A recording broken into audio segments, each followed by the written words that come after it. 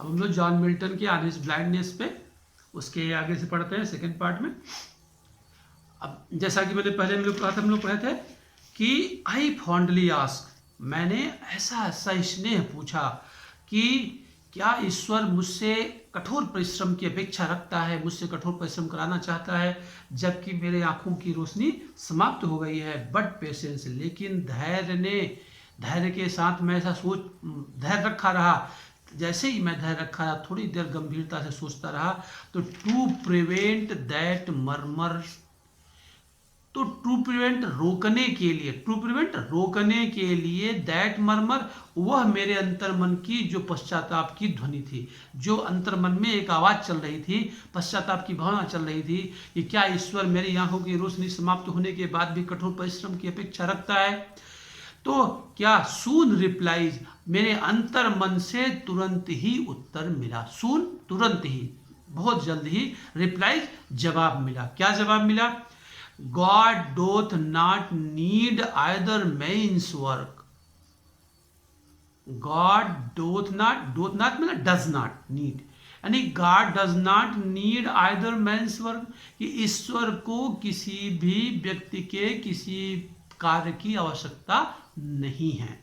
God does not need, ईश्वर को कोई आवश्यकता नहीं है आइदर मैन्स वर्क, किसी भी व्यक्ति के कार्य की, यानी किसी भी व्यक्ति के कार्य की ईश्वर को कोई अपेक्षा नहीं है कि कोई व्यक्ति कार्य करता है या नहीं करता है। और हिज ओन गिफ्ट्स, और या तो हिज ओन गिफ्ट, जो उसके द्वारा, ईश्वर मतलब हिज मतलब यहाँ गॉड के लिए कहा गया, हिज का एच कैपिटल है तो ईश्वर के लिए है। हमेशा ध्यान रखना कि बीच में अगर हिज का एच कैपिटल हुआ तो मान लो कि ईश्वर के लिए है। और हिज ओन गिफ्ट्स, या फिर जो उसके द्वारा दिया गया उपहार है, यानी जो उपहार क्या है, जॉन मिल्टन को कौन सा उपहार मिला हुआ है?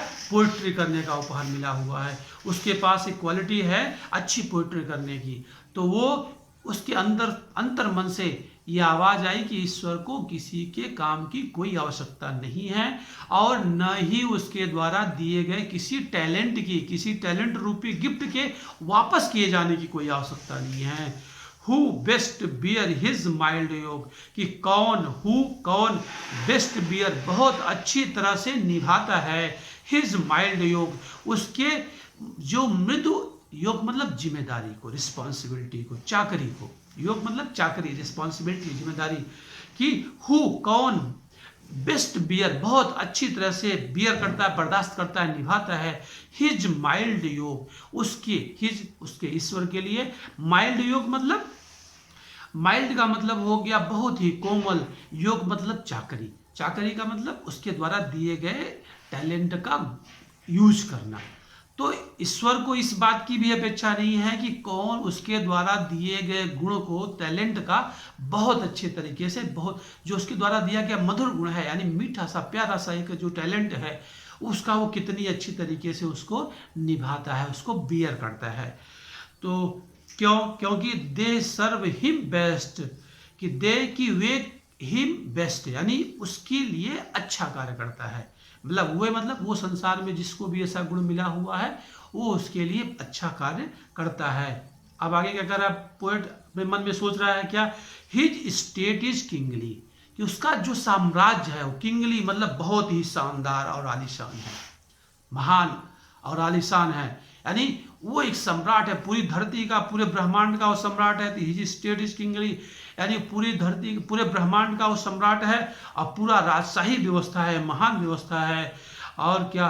Thousands at his bidding speed, यानी और हजारों की संख्या में एट हिज बिडिंग स्पीड, यानी उसकी हिज बिडिंग स्पीड यानी बोली, यानी उसकी बिल्कुल आदेश पर तीव्र गति से कार्य करने को तैयार है। यानी हजारों की संख्या में ऐसे देवदूत हैं जो उसकी एक इच्छा मात्र से, बिडिंग मतलब उसकी सिर्फ एक छोटे से आदेश, छोटी सी इच्छा मात्र से स्पीड यानी पूरी गति से कार्य करने को तत्पर है। और कहाँ पे? And post over land and ocean without rest. And post मतलब तेज गति से यात्रा करने में, कहाँ पे?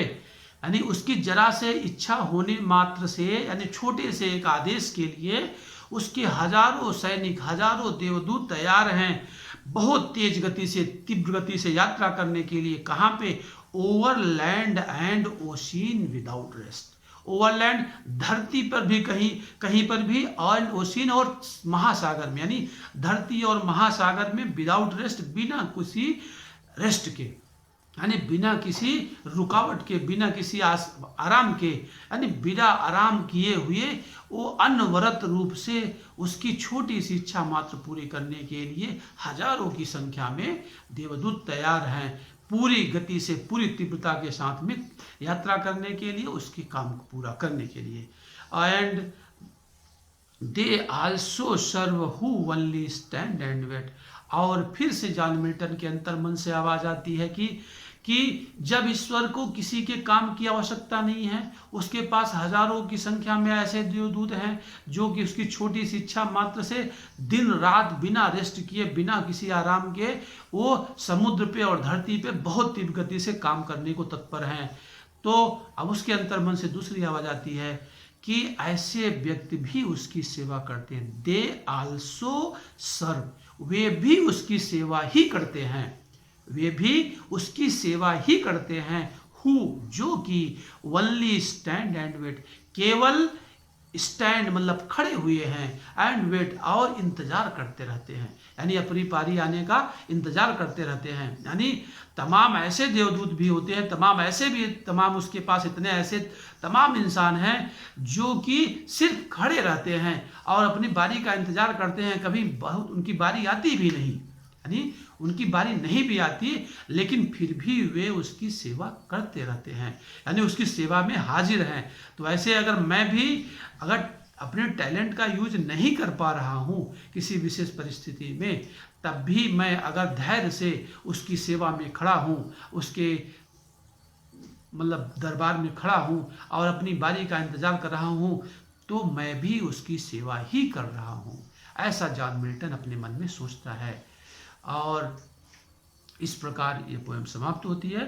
इस पोएम को अगर हम लोग ध्यान से पढ़ें तो ये पोएम मतलब ये जॉन मिल्टन के पश्चाताप की, अंतर मन में जो पश्चाताप उठ रही थी, उसकी भावना के प्रति एक ये अच्छी कविता लिख करके आई है।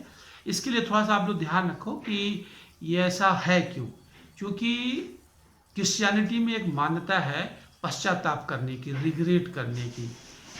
तो जब कभी कोई आदमी से गलती हो जाती है तो वो जा कर के चर्च में पादरी के सामने, एक छोटा सा केबिन बना होता है, उसमें पादरी के सामने पश्चाताप करता है, अपनी जो गलती हो जाती है, जो भूल चूक हो जाती है, उसको उसके सामने माफ़ी मांगता है। तो ऐसा मानता है कि मैंने ईश्वर के सामने माफ़ी मांग लिया तो ईश्वर मुझे माफ़ कर देगा। तो जब जॉन मिल्टन के मन में ऐसे विचार आए कि ईश्वर ने मेरे आधे जीवन समाप्त होने के पहले ही मेरी आँख की रोशनी समाप्त कर लिया, मेरी आँख की रोशनी छीन लिया, तो ऐसे में मैं अपने टैलेंट का कैसे यूज कर पाऊँगा, और मैं यूज नहीं कर पाता हूँ। मेरे पास वही एक टैलेंट है, अगर मैं यूज नहीं कर पाता हूँ तो मुझे उसके बदले में डांट पड़ेगी, रिटर्निंग चार्ज पड़ेगी। फिर उसके अंतर्मन से आवाज़ आती है कि ऐसा नहीं है, ईश्वर को किसी व्यक्ति के काम की कोई ज़रूरत नहीं है, उसका साम्राज्य बहुत विशाल है और एकदम राजशाही व्यवस्था है, और हजारों की संख्या में उसके पास सैनिक और इंसान खड़े हुए हैं अपनी बारी का इंतजार करते, और उसकी छोटी सी आदेश और इच्छा पे ही और बहुत पूरी गति से, पूरी तीव्रता के साथ में और पूरी वेग से धरती और आकाश और समुद्र में कहीं भी यात्रा करने को, उसका काम करने को तैयार हैं। और फिर उसके अंतर्मन से एक आवाज़ आती है कि वो भी उसकी सेवा ही करते हैं जो चुपचाप खड़े होकर के सिर्फ अपनी बारी का इंतजार करते हैं, अपने मौके का इंतजार करते हैं। तो इस प्रकार से उसने पश्चाताप जाहिर किया है, और ताकि अपनी वो गलती को, बाद में उसने बहुत अच्छी कविताएं लिखी हैं, उसने पूरा ग्रंथ लिखा है, एपिक लिखी है पोइट्री में, और अंधे होने के बाद लिखी हुई है। तो उसके पश्चाताप के बाद उसको ग्लानि हुई तो उसने पश्चाताप कर लिया, फिर उसने अपना काम करना शुरू किया। तो इस कॉन्सेप्ट पे उसने ऐसा पोएम लिखा।